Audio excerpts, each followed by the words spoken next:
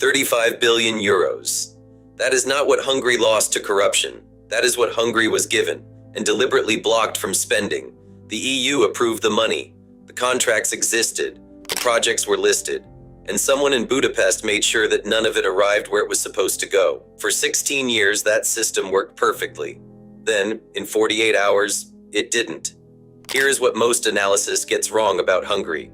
Orban didn't steal EU money. He built a system to redirect it, legally, structurally, almost invisibly, toward 42 connected companies. 1/4 of all EU-funded contracts. Same names, same foundations, year after year. That is not corruption, as most people imagine it. That is architecture. And one of the men who built parts of that architecture from the inside was about to turn against it. Hungary joined the EU in 2004. From that moment, Brussels money became one of the central engines of the Hungarian economy. 3 to 4% of GDP every single year, flowing from Brussels into Budapest.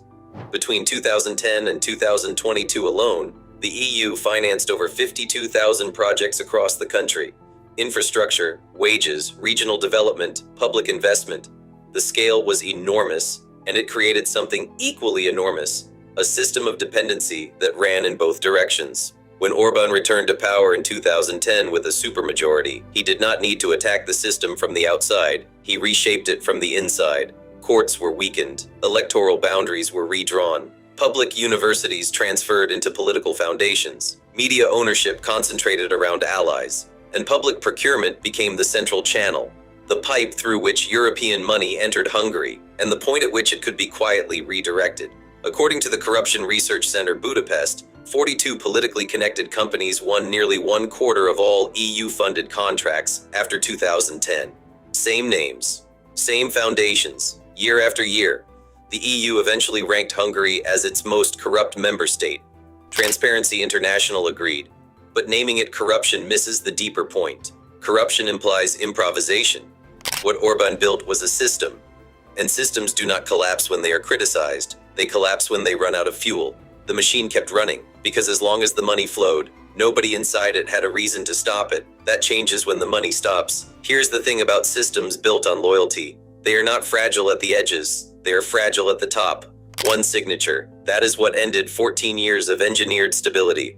February 2024, Hungarian President Katalin Novak signed a presidential pardon for a man convicted of helping cover up the sexual abuse of children at a state-run orphanage. Justice Minister Judith Varga countersigned it. When it became public, both resigned within 72 hours. Political systems survive scandals. They survive resignations. They survive a single bad headline. What they do not always survive is what came next. Péter Magyar had been married to Varga, divorced in March 2023, 1 year before the pardon became public. He was not an outsider. He was a Fidesz-trained lawyer, a diplomat, a manager of state institutions, a man who had spent 2 decades operating inside the machine he was now about to describe publicly, on camera, in real time, to millions of people. His live-streamed interview with independent outlet Partizan was viewed millions of times. He accused the government of systematic corruption and propaganda. Then he released a recording of a private conversation with his ex-wife, in which she described how senior officials had manipulated documents to protect themselves. The government accused Magyar of domestic abuse. He denied it. Hungary's prosecutor reviewed the material and found no grounds for further investigation. The allegations remained contested. The recording did not. The system did not break in February 2024. It was exposed. And in a country where media had been systematically consolidated for 14 years, exposure was the one thing the system was not built to survive. But here is the question nobody asked loudly enough. The pardon was scandalous. The recording was damaging. Magyar was more credible and visible than any opposition figure in years. So why did it still take 2 more years before Orban lost? The answer was not political, it was economic. And the numbers were worse than the scandal. By 2025, Hungary's cumulative inflation since 2016 had reached 73.2%, the highest in the European Union. Not briefly, consistently, for years. GDP growth in 2025, 0.4%, 3 consecutive years of stagnation. The forint had lost nearly 34% of its value against the dollar between 2014 and 2024. People felt all of it, every month, in rent, in food prices, in wages that did not keep pace with the cost of living that kept rising. At the same time, Brussels had been cutting off the fuel. In 2022, the EU froze 6.3 billion euros in cohesion funds, the first time the conditionality mechanism had ever been applied to any member state in the bloc's history. Hungary offered surface reforms, enough to unlock partial tranches, never enough to change the structure underneath. By early 2026, more than 18 billion euros remained frozen. And for the first time since Hungary joined the EU in 2004, the country paid more into the EU budget than it received back. The machine that ran on Brussels money while publicly attacking Brussels values had run out of fuel. That is not hypocrisy. That is the structural failure point. Magyar won.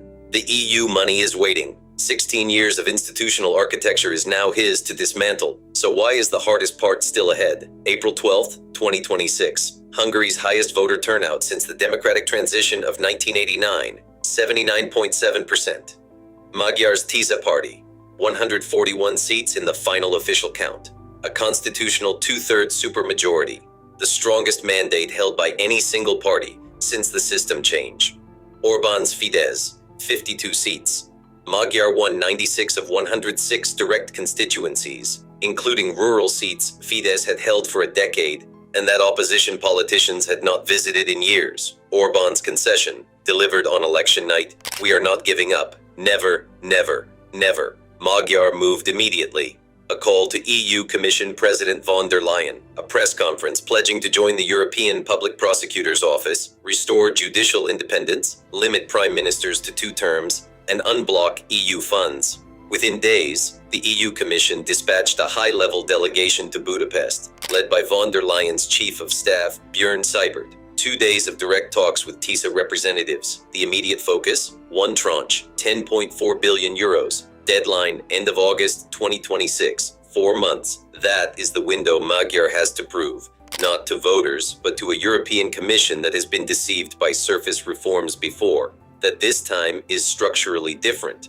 27 legislative milestones stand between Magyar and that first tranche: anti-corruption reform, judicial independence, transparent procurement, press freedom. Each one must be verified, not announced.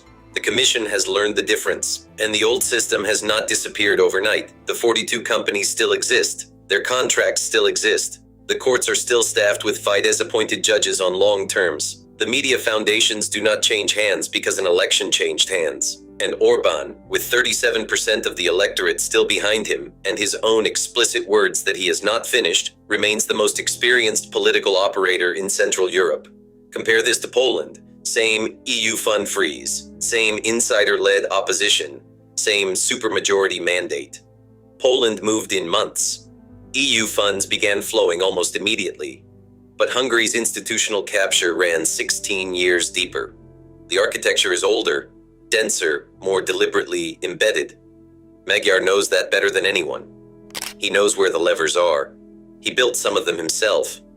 Whether that knowledge is his greatest advantage or the central problem is the question Hungary answers between now and August. 35 billion euros.